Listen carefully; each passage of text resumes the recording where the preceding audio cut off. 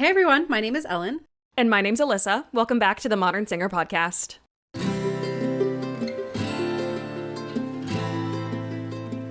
Today we're really excited to chat with Brennan Martinez. Actually, I am about to go on maternity leave and we have some we have some pre-recorded episodes, but others Brennan's going to fill in. She's absolutely amazing. You're going to absolutely love her. I'm so happy she agreed to step in and chat with you guys while I'm gone. She is a former Modern Singer writer. We are thrilled to have her back. She's also one of my best friends. We talk every single day, and I think my favorite part about that is we've never actually met in person. I love it. So, let's meet Brennan. Okay, but the new game is how many voices are we going to make this summer? How many voices are we gonna... Okay, well, Yzma obviously is gonna come out at least. Is that my voice? Yzma, yeah, is that my voice? Yzma and Cher will at least make an impression at least twice an episode, but amount of voices for between the both of us, I'm thinking like 15. Great. That sounds about right. right. We'll make it a new game for this summer. Yes. Fill out your bingo cards, folks. Oh, no. Should I make a bingo card? I feel like we should make a bingo card. My 2024 bingo card is absolutely chaotic. I didn't even see things coming I didn't even on this try bingo to put card. a bingo card down this year. I just went, what happens. I'm not in charge of it. I have tried to get my ducks in a row. They are not in a row. I think one might be a pigeon. I don't know anymore. Quack. I thought I was in charge of my bingo card, and then life went, here, yoink. But in such a good way. And so far so good. Knock on all the wood. But, hey friends, my name's Alyssa. Hi, my name is Brennan. Welcome to the Modern Singer podcast. You're going to hear a new voice for the summer. I know Ellen and I already introed the podcast, but I am so excited to have Brennan here for the summer. Ellen is one of my best friends. Brennan is my other best friend. So this is just a grand old time for me, honestly. But I want to talk a little bit about how we met, because it was actually through Modern Singer. It was through Modern Singer, and here we are. Oh my goodness. So we met because I was briefly a writer on Modern Singer magazine way back when. Rip. I wrote a handful of articles for Modern Singer magazine. Oh, thank you. They will be up on the new website once I figure out what the heck is happening on the new website. I love that. I mean, most of the articles I wrote were referencing SpongeBob and silly content like that. I joke that most of my life is referencing one movie or Disney reference at a time, so... Unless it's Cher and Yzma at the same time. You know, oh gosh, Can you do Cher as Yzma? Or Yzma as Cher? Oh my gosh. That is my new question that I just came up with that I now need to hear. I now need to implode for a second. Okay. Oh god, wait. Looking for this. Is that my voice? Snap out of it. There we go. Oh, I'm so happy now. That hurt my brain a little bit, but it worked. Anyway, tangent number 1. Anyway, back to how we met. I didn't even know where we were anymore. We've already been on the phone for like an hour. It's fine. But yeah, so I was a writer on Modern Singer magazine for a bit, and too many of our mutual friends also said, you two need to meet, you two need to have a conversation because you both have a similar vibe, similar humor, and then the pandemic happened, unfortunately. Womp womp.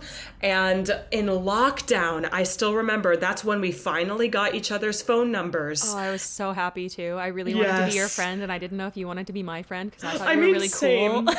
Oh my gosh, wow, the one person. That makes me happy. But we finally got each other's phone numbers and we said, okay, we're having a FaceTime wine night. Mm-hmm. And I remember this happening in July of 2020. And then we had that wine night, and next thing we knew, we had planned to do a virtual cabaret together in lockdown. It was the first production I had ever like fully edited by myself. You can still watch it. I might link it in this. Oh no.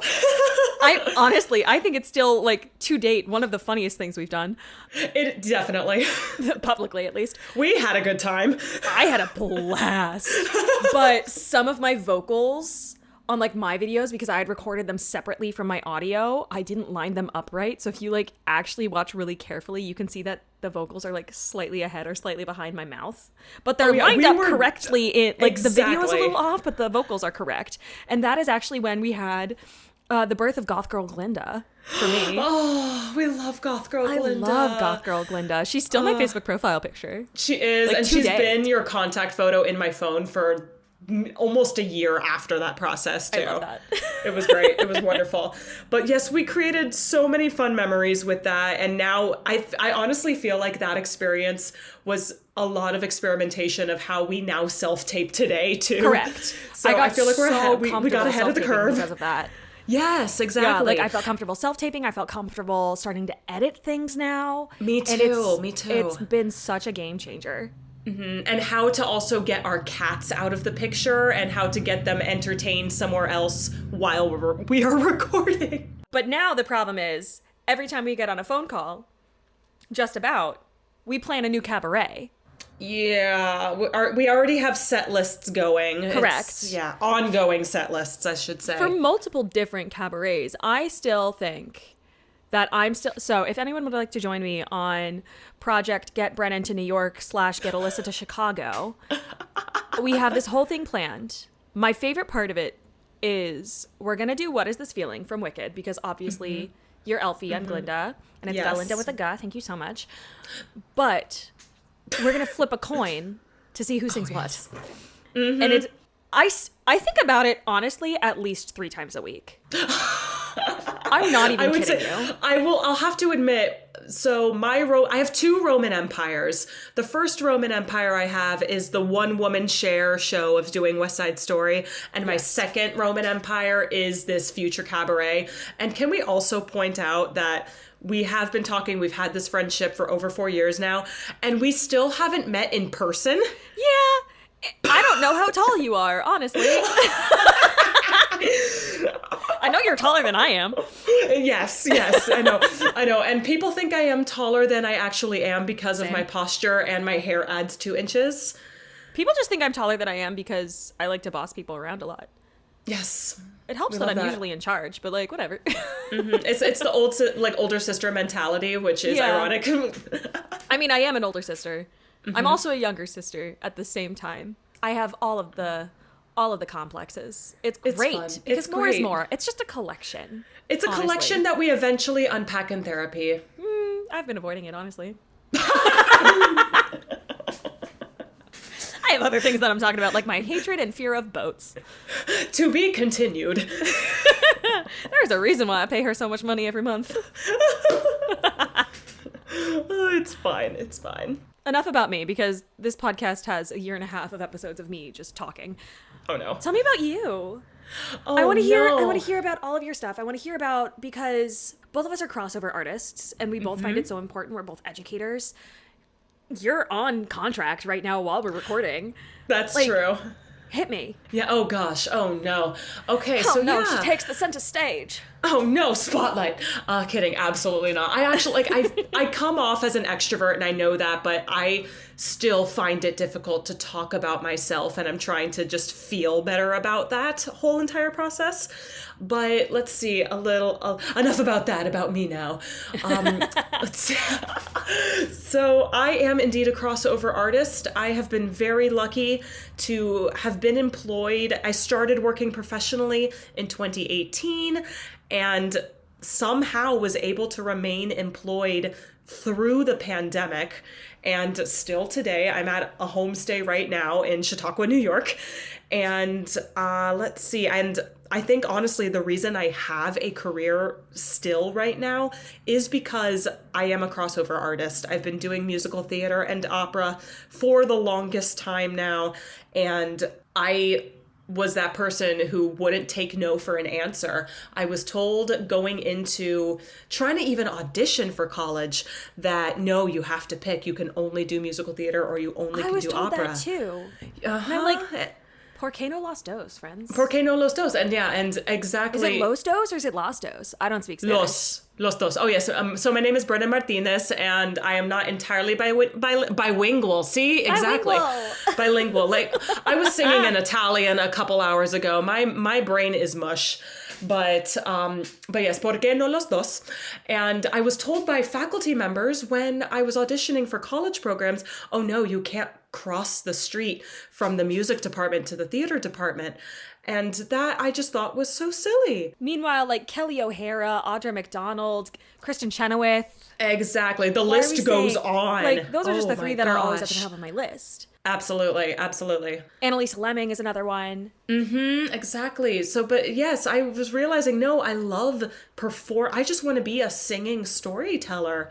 And I love opera. I fell in love with it and was started as a theater kid. I'm still definitely a theater kid. I taught my opera friends and colleagues on this contract what a tout-au-chet was. And now we're all laughing about it. And now when they finally get that mug, you have to send me a picture so I can post it on our stories. I know. It's going to be great. So they are joking that they're going to get me a mug that says tout-au-chet. And I'm going, oh no, is this going to actually... And now we're joking it has to be a travel mug. Oh my gosh, absolutely. Because otherwise, how else are you going to get your coffee from home to the show? Who knows?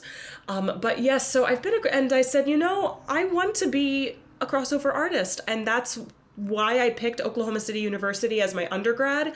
I started as a double major, but the second I dropped my musical theater major, I got cast in Into the Woods that summer. Of course. So, oops. And that's when I realized, well, I still like to do both. Opera does require a larger amount of education. Got through grad school, accidentally graduated grad school in 2020. Great timing on my part. Nailed it. But still was working professionally the whole time. And I'm amazed that even happened. Extremely grateful for it. But have had some ups and downs, of course, through the entire auditioning process.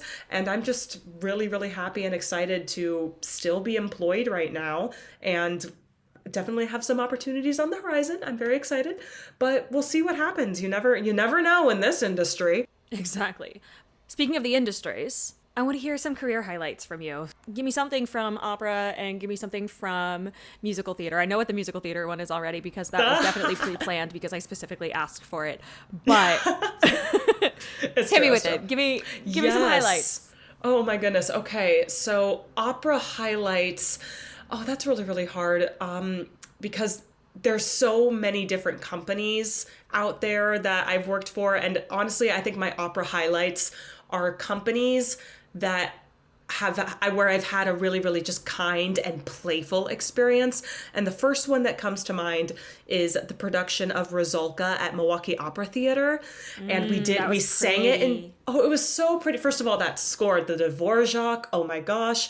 And I was the third nymph, third wood sprite, and got to start out the show with a bang, and everybody was just so playful in that production. They also collaborated with a local theater artist to be a narrator. This wasn't the full opera of Rusalka. It was an adaptation that was only about an hour and 20 minutes long, so we made it accessible to the public by shortening it, and we used, get ready, our theater artist was the moon in Rusalka, and he narrated the entire show as the moon, song to the moon. He was literally on a swing set as the Rusalka was being glorious and singing that aria. Oh my gosh. I would be so unprofessional on a swing set. I would just be swinging my feet. Like, I have a TikTok of me swinging my feet, and I also have footage of me. Exactly.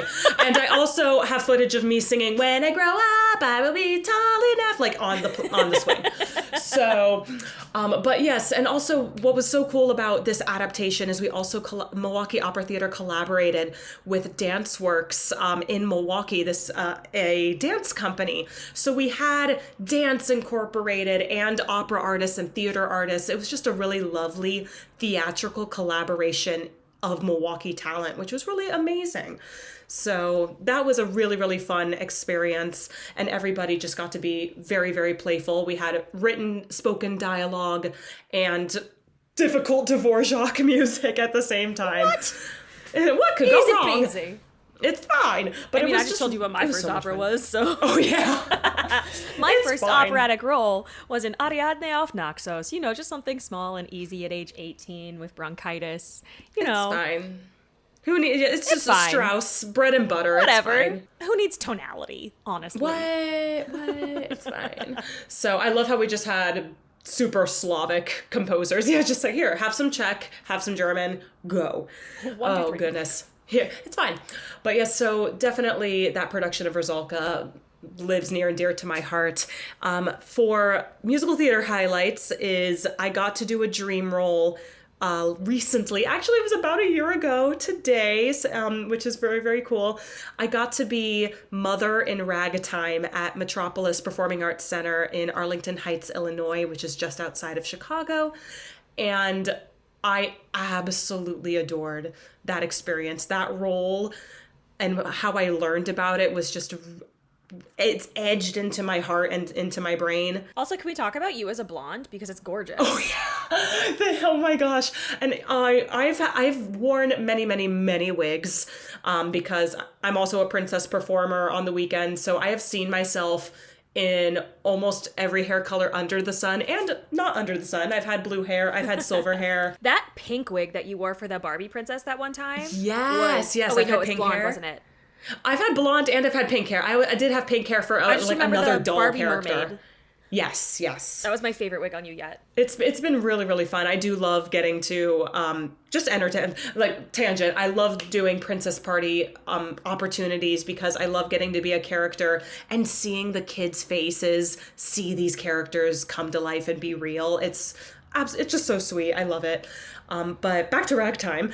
And now on to something completely different. From Elsa to Mother. So, but yes, I got to do Mother in Ragtime, and I really, really hope I get to do that role again. It's so hard to talk about it without crying because What do you mean? It's such a lighthearted show. Yeah, it's totally fine. It's fine. But, oh my gosh, but the once again, Metropolis Performing Arts Center, that company has been so incredibly kind, and they are just also a very, very warm audition room. When you get to audition for them in person or get to do a callback with them, they are just so fun and encourage you to be messy and be silly.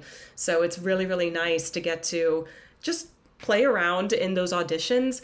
And then if you're lucky enough to be in a show with them, I've been in a handful of shows with them now, and the fact that I started it with Ragtime and Mother, and I still have some really, really great friends from my experiences at Metropolis, and getting to sing that show and perform with all of those people. It was a great cast. It's a great story. And I just had an absolute blast. And Back to Before is a song that I will be singing for a very, very, very long time. And that song just means so, so much to me. Marin Mazzie, the late, great Marin Mazzie, is still one of my idols in the musical theater world. And though she left this world way too early for us, I definitely said a little prayer to her right before Back to Before, because I dedicated that song to her every single time because of the influence she had on me. I never got to see her live, but I just felt like I hope maybe her presence was there when I got to sing that song. I absolutely adore the power that song brings to anyone who sings it. Yeah, it's hard for me not to tear. I've sung it in public probably over 50 times now, and I almost tear up every time. So I haven't had a song that's done that for me in a long time. That's so special. That's so special. I love those experiences. I love all of that. I'm so excited that you're here with me for the summer. Oh my gosh, we're going to have so much fun. We are still going to hear from Ellen. She and I pre-recorded a couple things that you're going to hear over the summer. But before we sign off for the day, I do want to shout out some of your amazing work that you're doing this summer so that people can come see you if they're in the area. Mm-hmm. So the first thing I want to shout out is definitely Songs for a New Week, the work that you did with them. I think it might have been like, it was early in the podcast. We featured y'all in here. I'll link it. Yes. I think it was like episode 11. That might be wrong, but I'll link it. It sounds right. It's close. It was like 11, 12, it was 13. In the teens. That's what came to my brain. Yeah, it was in the teens, but it was a while ago because this is episode 70.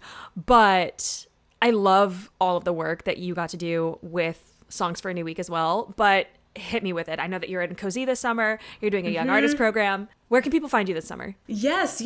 So I'm currently right now in Chautauqua, New York. I'm working with Chautauqua Institution and Chautauqua Opera Company's outreach production of Hansel and Gretel. We're performing Hansel and Gretel vs. the Witch, a children's adaptation of Hansel and Gretel, all around schools in the Chautauqua County area, and it's been an absolute blast.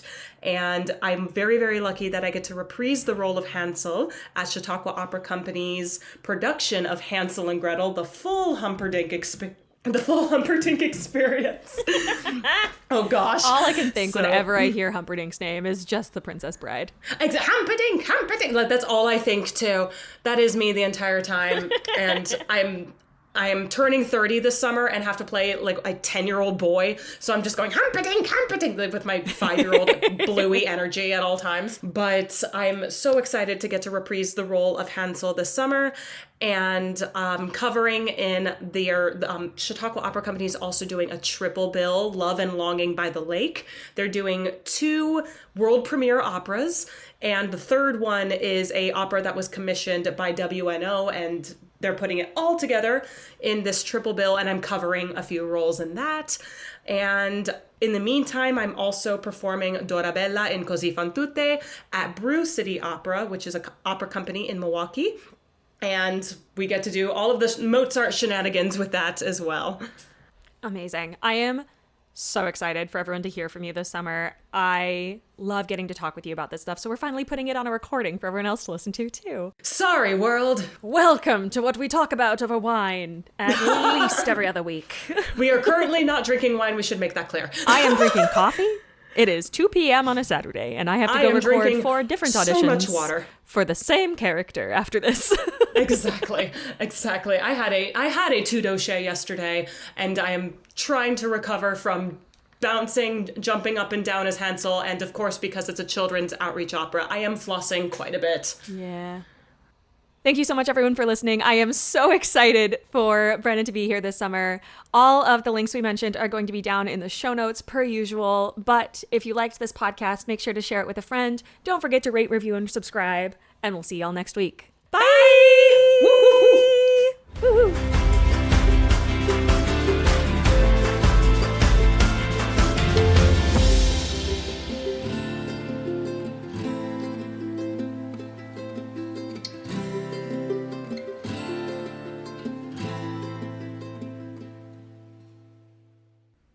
Go for it. Yes. 1, 2, 3. Great. Here we are. The end.